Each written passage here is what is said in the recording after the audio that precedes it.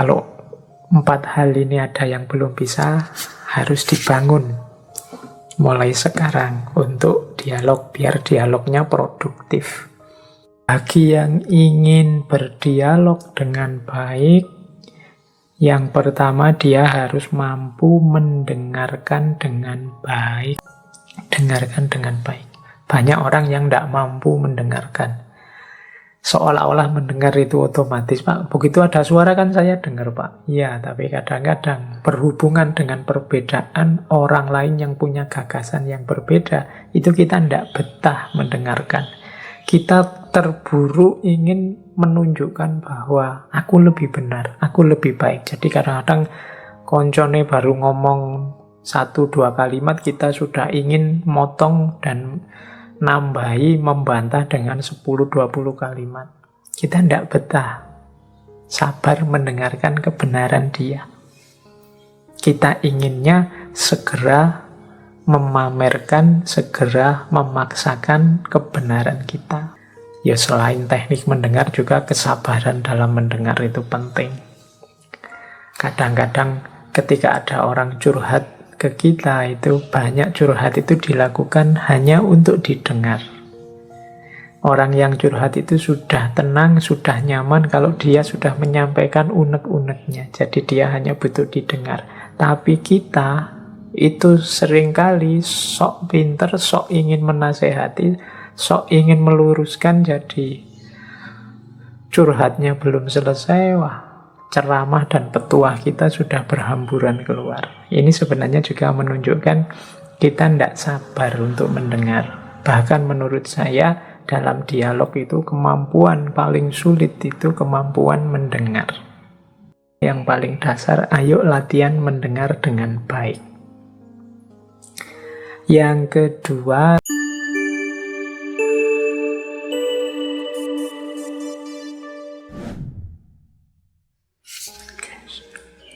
Assalamualaikum warahmatullahi wabarakatuh. Bismillahirrahmanirrahim. Alhamdulillahi rabbil alamin. Wa bihi nasta'inu ala umurid dunya waddin.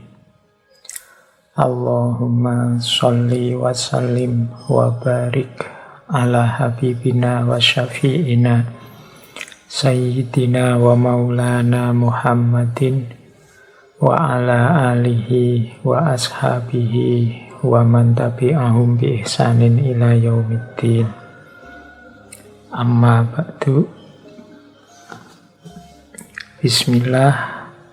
Mari kita mengaji lagi. Kita lanjutkan tema-tema kajian kita untuk bulan ini. Malam hari ini kita masih ada di sesi metode atau jalan berfilsafat. Dan malam hari ini kita akan mengangkat tema tentang dialog. Ini debat dan dialog, ini dua metode ketika kita melibatkan orang lain untuk menemukan kebenaran. Mengapa sih kita harus melibatkan orang lain untuk menemukan kebenaran? Ya karena kita sadar bahwa kita ini punya banyak sekali kekurangan-kekurangan, keterbatasan-keterbatasan dalam berpikir. Ada banyak hal yang kita tahu orang lain belum tahu. Demikian juga sebaliknya, banyak hal yang orang lain tahu, kita belum tahu. Maka model-model berpikir bareng-bareng seperti debat dan dialog akan lebih memudahkan, akan lebih menguntungkan kita idealnya dalam menemukan kebenaran. Ya betapapun kebenaran itu adalah salah satu fitrahnya manusia. Itulah mengapa kalau kita misalnya sedang merasa salah, itu kan rasanya tidak enak. Bahkan kadang-kadang kita tahu bahwa kita salah, kita masih ngeyel, Bagaimana caranya mencari alasan bahwa kita itu tetap benar. Ini menunjukkan bahwa benar itu salah satu fitrah dalam kehidupan kita.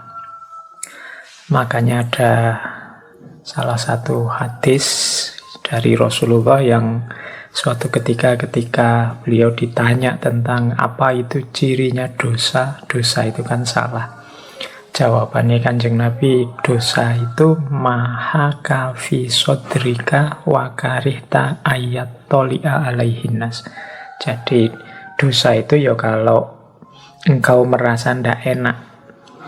Jadi haka fi sodrika itu kamu merasa ragu-ragu, merasa ndak nyaman, dan engkau ndak suka kalau orang lain tahu.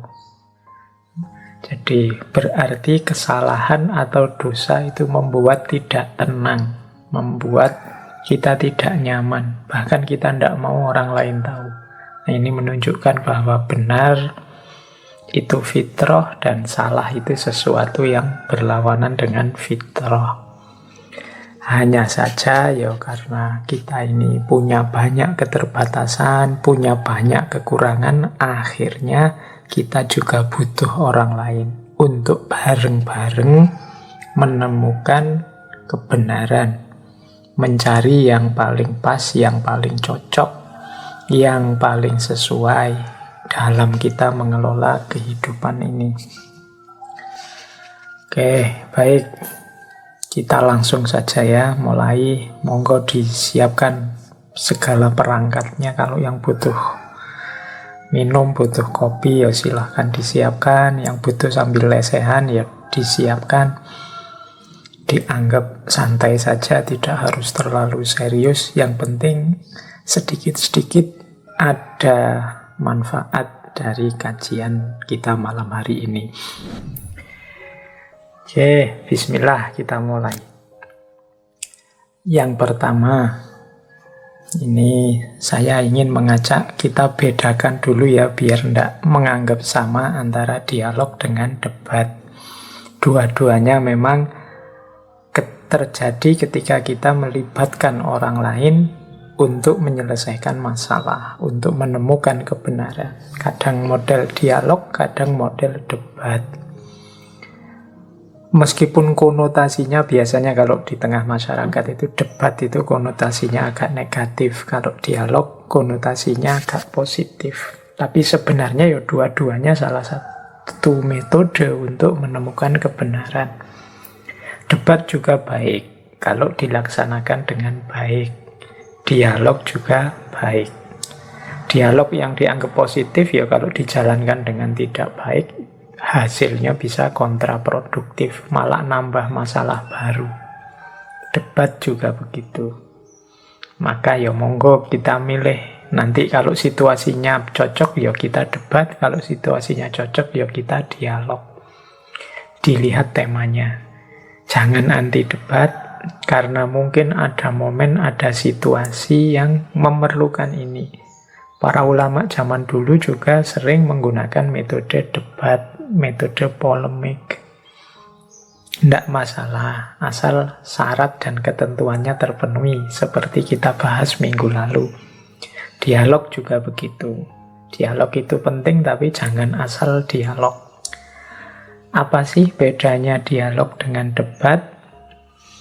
Jadi ada kalimat begini, dialog is about learning, debate is about winning.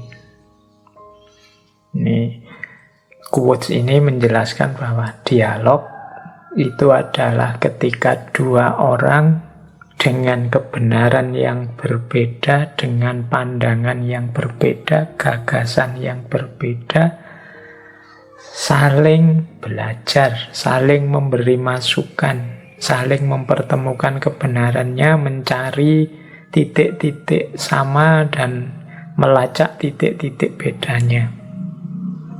Kemudian syukur-syukur bisa menemukan jawaban bersama kalau memang ada masalah yang dibahas. Kalau debat, ini dua orang punya kebenaran yang berbeda, kemudian saling mengadu argumen. mencari mana yang lebih benar, mana yang lebih valid. Jadi yang satu adu argumen, yang satu saling mengisi, saling berbagi argumen. Nah, jadi dialog is about learning, debate is about winning. Kalau debat yang dicari siapa yang kebenarannya paling unggul. Nah, harusnya kemudian yang paling unggul yang diikuti. Kalau dialog ini saling memberi masukan. Pulang dari dialog itu masing-masing merasa sama-sama tercerahkan. Ada wawasan baru yang tambah.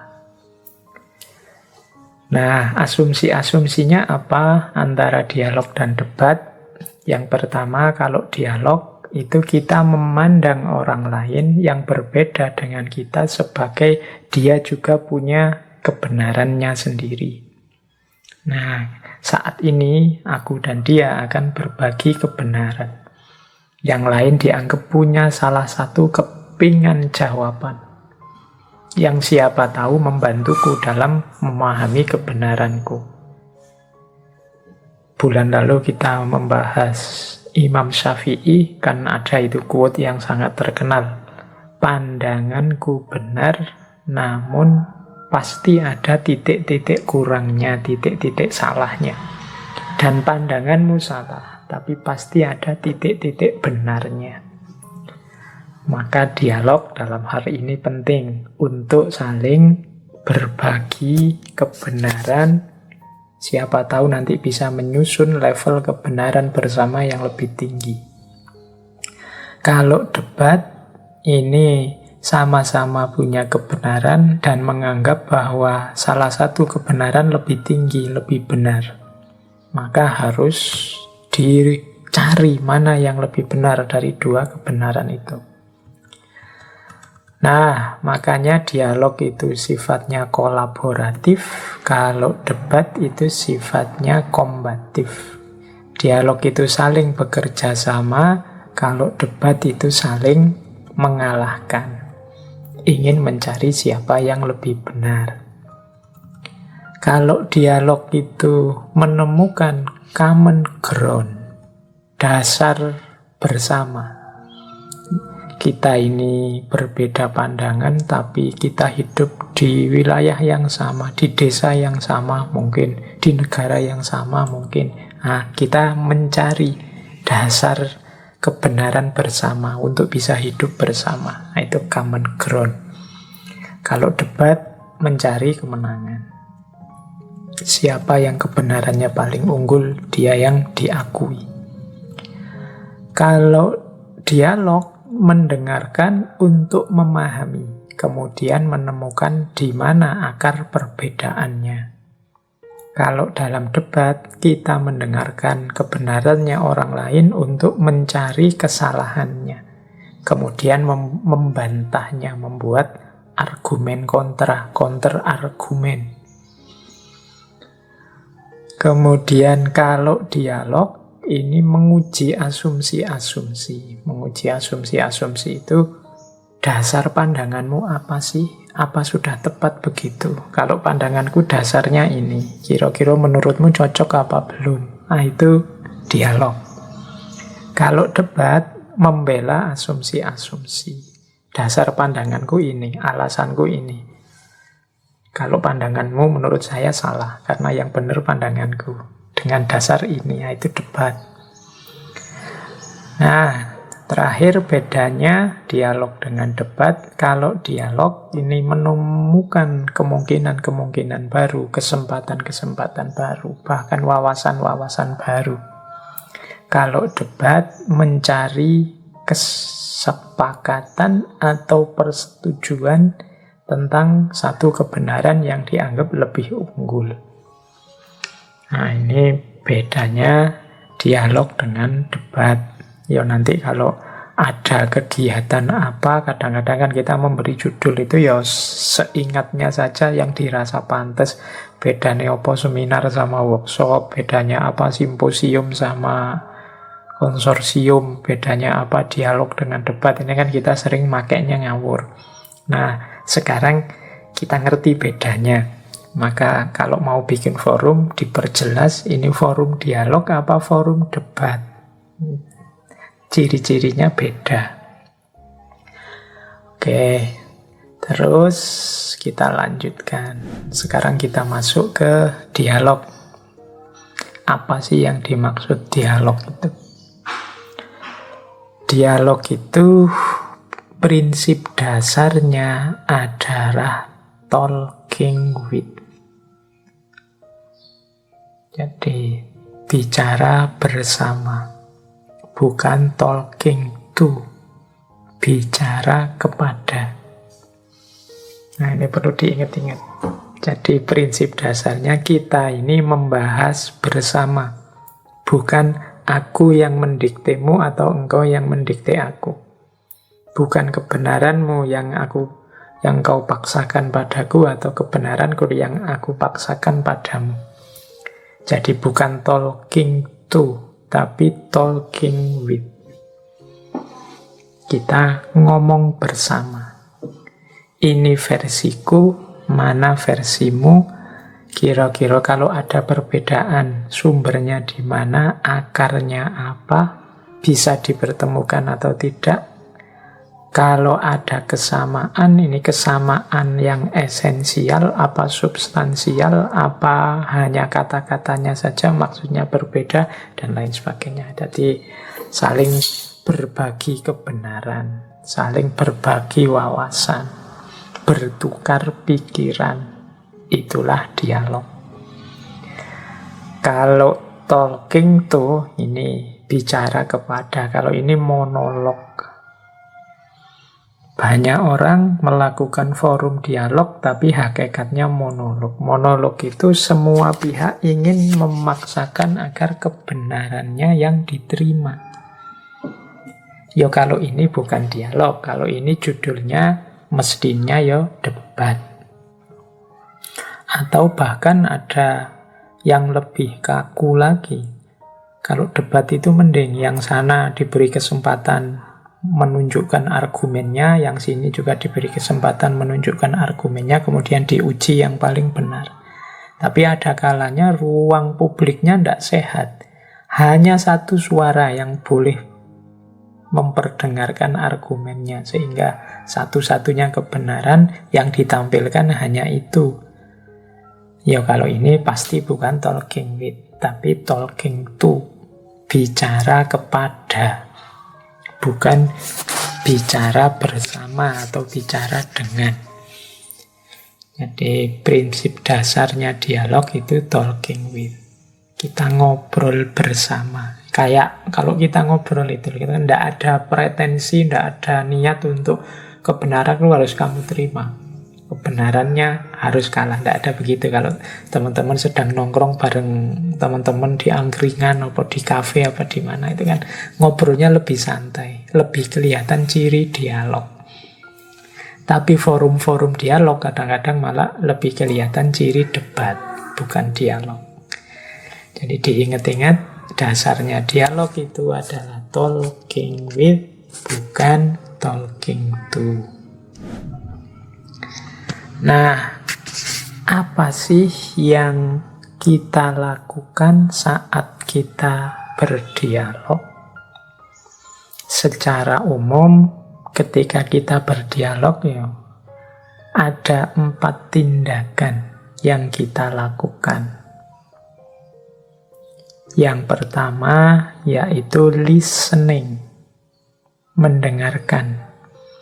Yang kedua respecting, menghargai. Yang ketiga suspending, menunda. Yang keempat voicing, menyuarakan. Oke, jadi bagi yang ingin berdialog dengan baik, yang pertama dia harus mampu mendengarkan dengan baik, dengan benar, dengan etis, bahkan secara estetik. Dengarkan dengan baik. Banyak orang yang tidak mampu mendengarkan. Seolah-olah mendengar itu otomatis, Pak. Begitu ada suara kan saya dengar, Pak. Iya, tapi kadang-kadang berhubungan dengan perbedaan orang lain yang punya gagasan yang berbeda, itu kita tidak betah mendengarkan. Kita terburu ingin menunjukkan bahwa aku lebih benar, aku lebih baik. Jadi kadang-kadang koncone baru ngomong 1-2 kalimat, kita sudah ingin motong dan nambahi, membantah dengan 10-20 kalimat. Kita tidak betah sabar mendengarkan kebenaran dia. Kita inginnya segera memamerkan, segera memaksakan kebenaran kita. Maka dalam dialog kita butuh kemampuan listening, kemampuan mendengar yang baik. Ini ya, selain teknik mendengar juga kesabaran dalam mendengar itu penting. Kadang-kadang ketika ada orang curhat ke kita, itu banyak curhat itu dilakukan hanya untuk didengar. Orang yang curhat itu sudah tenang, sudah nyaman kalau dia sudah menyampaikan unek-uneknya. Jadi dia hanya butuh didengar. Tapi kita itu seringkali sok pinter, sok ingin menasehati, sok ingin meluruskan. Jadi curhatnya belum selesai, wah, ceramah dan petuah kita sudah berhamburan keluar. Ini sebenarnya juga menunjukkan kita tidak sabar untuk mendengar. Bahkan menurut saya dalam dialog itu kemampuan paling sulit itu kemampuan mendengar. Karena kita terburu-buru kesusu ingin mengadu kebenaran yang kita miliki dengan kebenarannya. Maka tindakan dialog yang paling dasar, ayo latihan mendengar dengan baik. Yang kedua, respecting. Respecting ini menghargai. Kalau ini tidak perlu dijelaskan ya teman-teman, sejak kemarin sesi pertama tentang pertanyaan, tentang debat, ini penghargaan, ini harga mutlak. Karena kita ini manusia yang bertemu manusia. Jadi kita tidak sedang berhadapan dengan benda, tidak sedang berhadapan dengan binatang. Kita ini bertemu manusia yang sama-sama mulianya dengan kita, yang sama-sama punya kehormatan kemanusiaan. Tetap harus kita hargai. Jadi respecting, mendengar sambil menghargai. Kalau kita ingin berkomentar, mengajukan gagasan juga dengan penghargaan. Jangan sambil melecehkan, memaki. Kadang-kadang mendengar kan juga begitu. Mendengar itu kalau kita tidak cocok, wah, yang sana masih ngomong, wajah kita sudah kelihatan tidak menghargai. Mungkin sudah senyum-senyum sini, sudah ketawa-ketawa kecil, meremehkan pikirannya. Itu kan sering kita lihat ya kadang di TV-TV itu kalau lawan diskusinya sedang ngomong, wah, sini yang merasa benar, itu sudah ketawa-ketawa kecil, saling lirik, saling, wah, pokoknya menunjukkan tidak respect. Nah, ini jangan. Karena dialog yang baik ya selain mampu mendengar juga menghargai, respecting. Yang ketiga, suspending. Suspending ini, suspend itu menunda. Ini menunda, ini kalau pakai bahasa Jawa ya yang saya sebut tadi, jangan kesusu. Jangan cepat-cepat diputuskan, diklaim bahwa yang benar milik saya atau yang benar milikmu. Ayo diuji dulu pelan-pelan, dibahas dulu. Jadi jangan sampai terburu-buru. Kalau terburu-buru nanti kebenarannya tidak ketemu. Jadi suspending itu siap menunda. Bahkan mungkin ada kemungkinan sampai dialog selesai, kebenarannya tidak ketemu. Bisa begitu, tidak apa-apa ya tetap disuspend. Kan tidak boleh terus ngawur, sudahlah karena kita tidak bisa ketemu, titik temu kita tidak ada, kita karang saja, tidak bisa. Atau kita paksa saja, kamu harus ikut aku, kamu kan levelnya masih junior, tidak. Kalau memang belum ketemu kebenarannya ya disuspend. Suspend ini di banyak sisi dialog dibutuhkan.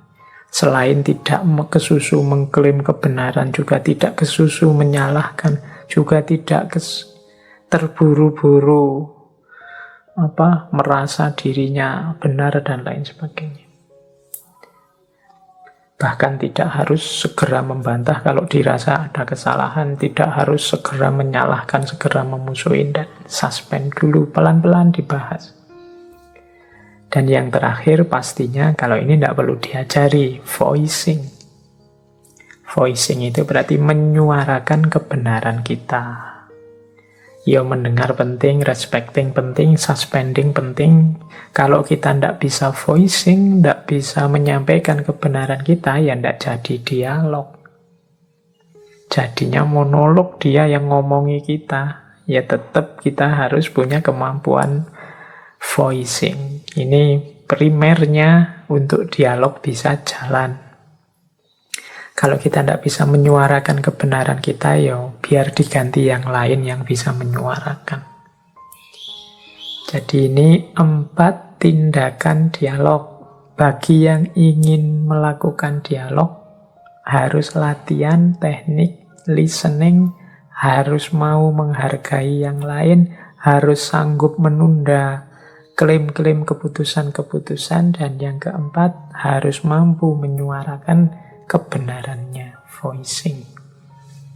Kalau 4 hal ini ada yang belum bisa, harus dibangun mulai sekarang untuk dialog, biar dialognya produktif. Nah, setelah dialog selesai, kita juga harus sekarang mengukur sejauh mana dialog tadi sudah dilakukan dengan efektif dan produktif. Nah, ini kita harus membawa catatan ini pulang. Kalau tidak, dialognya tidak produktif. Catatan apa sih? Yang pertama, jawaban dari pertanyaan apa solusi atau apa kesepakatan yang dihasilkan. Tadi dialog tadi hasilnya apa? Kesepakatan yang ditemukan apa? Jangan sampai yang pertama ini kita tidak bisa jawab.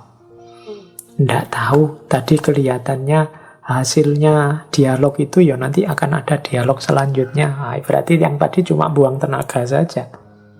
Dan kadang-kadang kita sering rapat atau diskusi, rapat hari ini kita tutup, akan kita lanjutkan keputusannya di rapat selanjutnya. Ya berarti rapat tadi tidak ada keputusannya. Cuma buang tenaga, buang energi. Nah, kesepakatan apa yang dihasilkan? Solusinya apa yang tadi ditawarkan?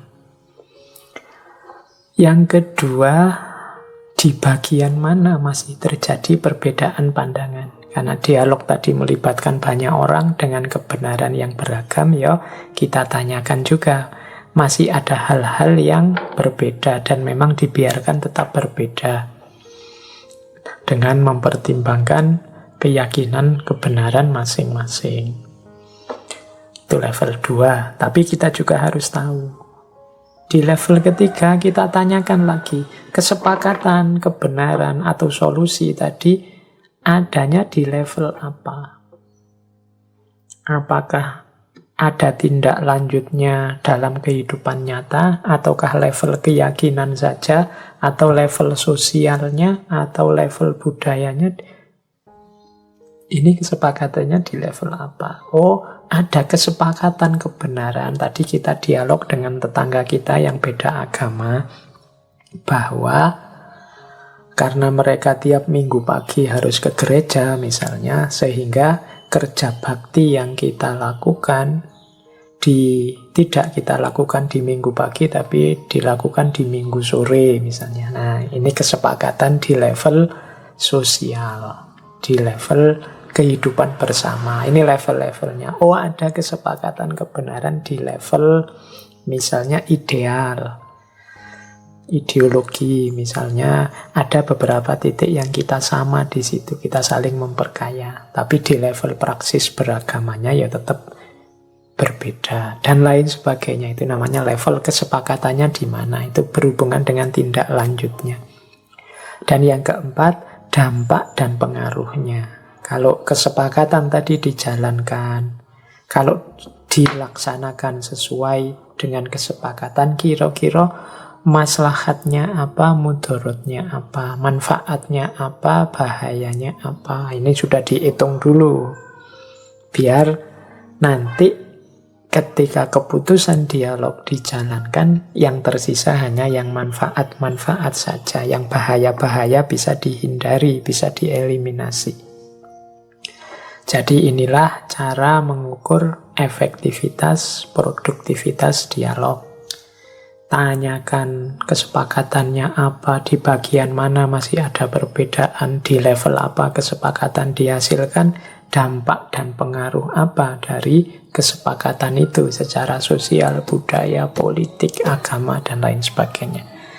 Dari titik inilah kalau jawabannya positif semua, insya Allah dialog kita termasuk dialog yang produktif, dialog yang positif.